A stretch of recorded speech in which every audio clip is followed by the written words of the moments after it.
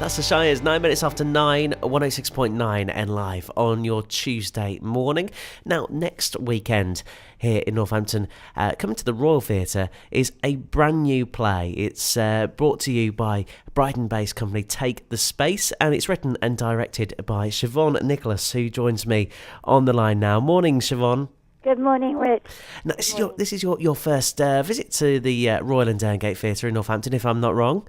It is, absolutely. And it's really lovely to be playing there. I think it's quite a brilliant theatre, to be honest. It's a beautiful theatre, The play is White Feather Boxer. Tell us a little bit about the story of this. Okay. It's about a man, a very brave man, who was a conscientious objector in World War One. The character is based on a real person. Because in research I talked to both Quakers, the Friends, local Friends meetings, including the Brighton meeting, and also boxers. The Ex-Boxers Association in Brighton were incredibly helpful, and it was quite special to get everybody in the same room at our debates. So this man, who's called Jimmy McIntaggart, was a conscientious objector, saw horrific things. He was in the Friends Ambulance Unit.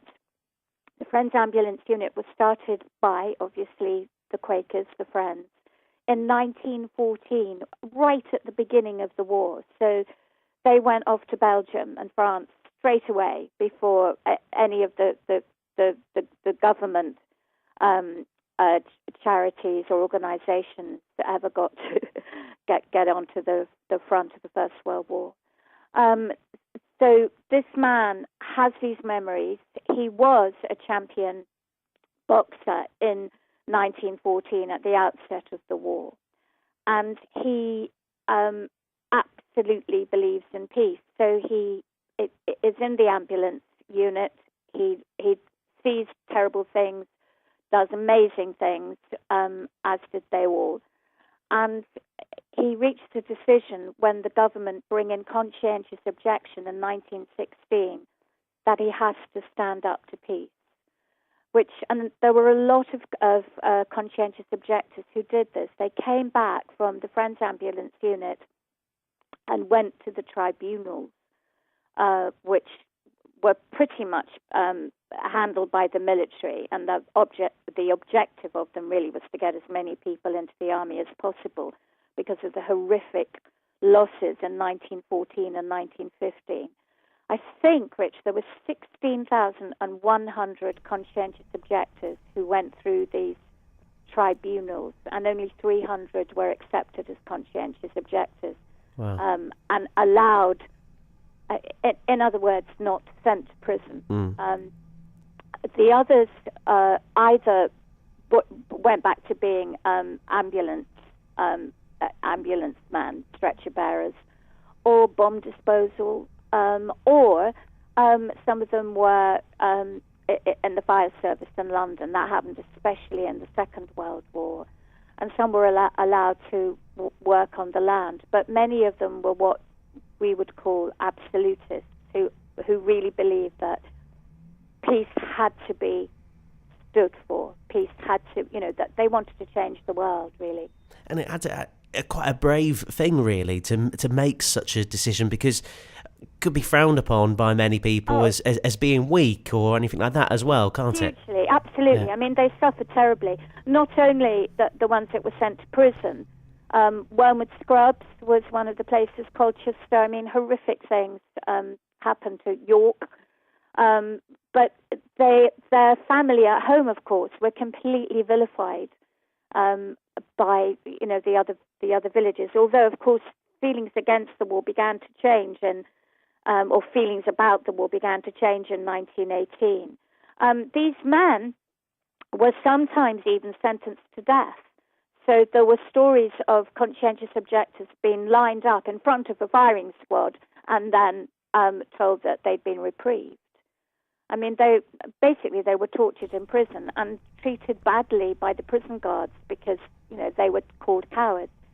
I mean, I think they were the bravest of men, which was why I wanted to partner this with boxing. Yeah, and that's the thing. The boxing, I guess people, maybe at the time, but equally, Muhammad Ali, he was world champion when he refused to fight in Vietnam. But people probably see these people that are heroes of the ring and wonder, why can't they do that on a battlefield? And and there's a big difference, isn't there, between stepping into a ring and going out onto a battlefield? Yeah, absolutely right. And in fact, the play begins in April 1967, and Jimmy on his little radio in the gym in Bethnal Green. He's founded this gym in Bethnal Green. To train young boys, to give them dignity and respect. So it's become a kind of a refuge, really. And that night in April, he hears Muhammad Ali defy the military in the States and say that he's not going to go to Vietnam. Now, what people don't realize is actually how much Muhammad Ali suffered through that. He was stripped of his title, he was stripped of his license. It was very difficult for him to earn money. He had a family by then. He went round the university circuits talking about peace and talking about Vietnam. And because of him, all the other celebrities came on board. He was the first that had the courage to say, why are we fighting in Vietnam?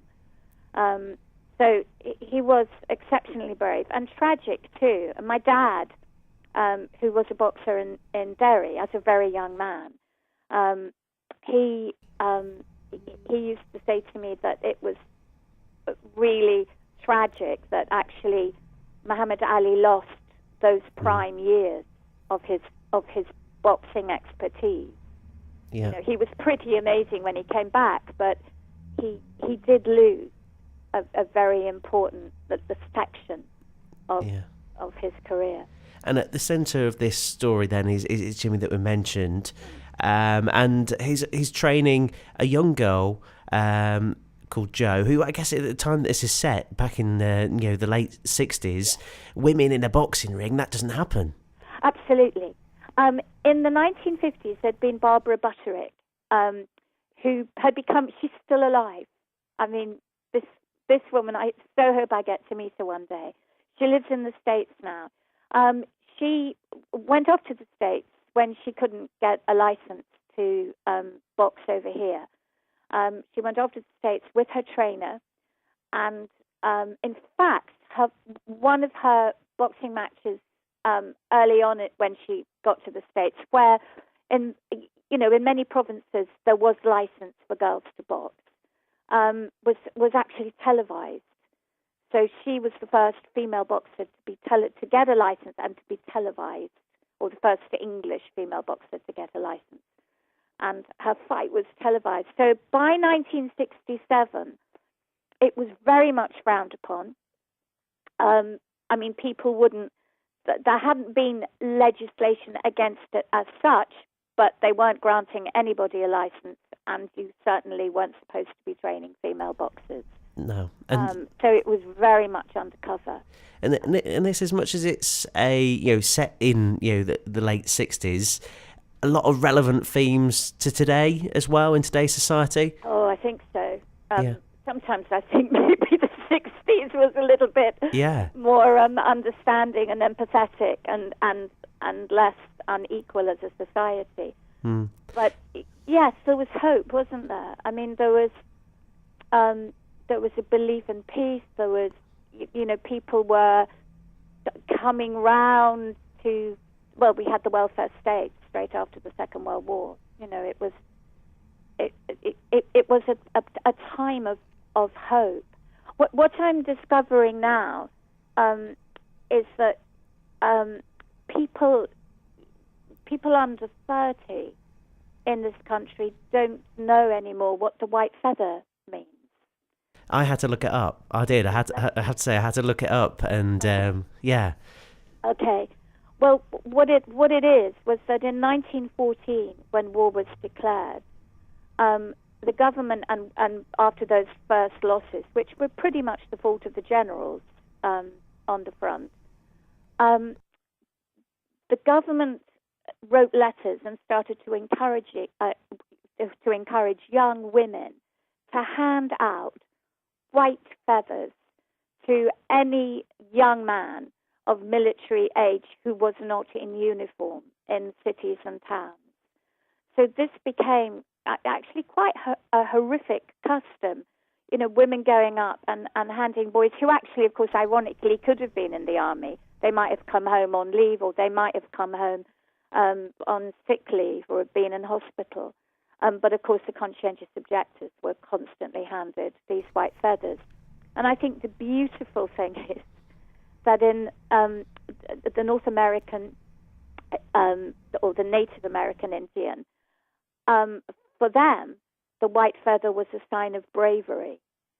So I think that's quite beautiful. Yeah, because... wonderful irony. Yeah, absolutely, because otherwise, white feather, I guess, at the time was seen as weakness. It was a symbol, you're weak. There's the white feather, you're not fighting the war. But yeah. It's going to be an interesting play. This is at the Royal and Derngate Theatre next Saturday, the 3rd of February. Just one night only, so... Actually, no. No? It's Friday. Oh, Friday. Sorry, Friday. No, don't worry. It's Friday the 2nd of February. It's Friday the 2nd of February. Yeah, quarter to 8, 1945. We're doing really well, aren't we? Let's get this. So it is next Friday evening, White Feather Boxer, the 2nd of February. It's at the Royal and Derngate Theatre, in the Royal Theatre, at 7:45. There is only one chance to see it, and it's you come to the end of your tour as well with this now, aren't you? Yeah, so one of your last chances to see this. You can buy your tickets online, royalandderngate.co.uk, or you can give the box office a call this morning. They're open at 10 o'clock. Northampton 62 48 11, 62 48 11. Siobhán, I wish you all the very best with it. Lovely to talk to you this morning, and I hope you have a wonderful visit to Northampton and enjoy the Royal and Derngate. They're lovely people there. They'll look after you very well. I'm sure they will. You have a great stay, a great visit. All right, thanks, Siobhán. Take care. You too, Rich. Thank you. Thank you. Northampton 62 48 11 if you want to buy tickets for that great show next Friday evening.